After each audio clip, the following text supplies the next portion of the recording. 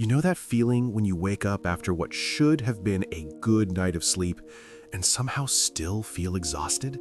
Your eyes open, your body moves, but there's this quiet heaviness sitting behind everything, almost like your mind never fully shut off, like it stayed awake somewhere in the background. And then, strangely, there are those other mornings, the ones where you slept far less than you were supposed to, maybe 4 hours, maybe even less. And yet you wake up unexpectedly clear, focused, almost sharp, as if something aligned perfectly. It feels inconsistent, confusing. Most people reduce sleep to a simple rule: 8 hours. Anything less is a mistake. Anything more is laziness. So when your experience doesn't match that formula, it's easy to assume something is wrong with you. But sleep isn't just about duration. It's about rhythm. Your brain doesn't move through the night in a straight line. It cycles. Roughly every 90 minutes, it shifts between lighter and deeper stages: repair, memory processing, emotional regulation, then back again. These cycles repeat quietly while you're unconscious. And here's the part people rarely explain clearly. How you wake up inside those cycles can matter more than how long you've been asleep. If you wake up in the middle of a deep phase, your brain is still heavily disengaged. It hasn't transitioned back to alertness.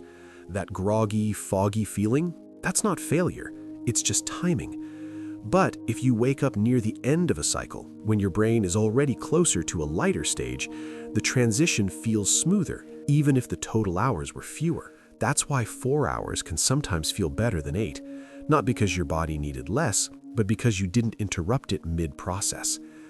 Over time, your nervous system adapts to patterns: late nights, early alarms, inconsistent routines.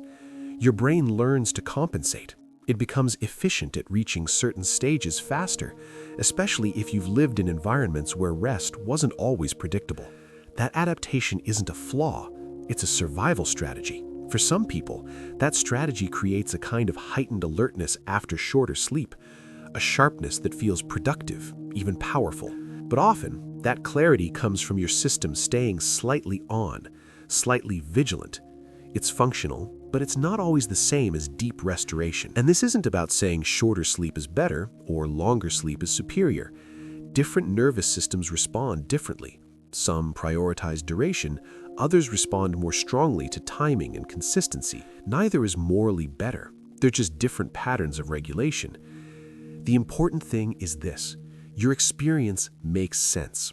If you've ever wondered why your body doesn't follow the textbook version of sleep, it's not randomness, it's rhythm, it's adaptation, it's timing.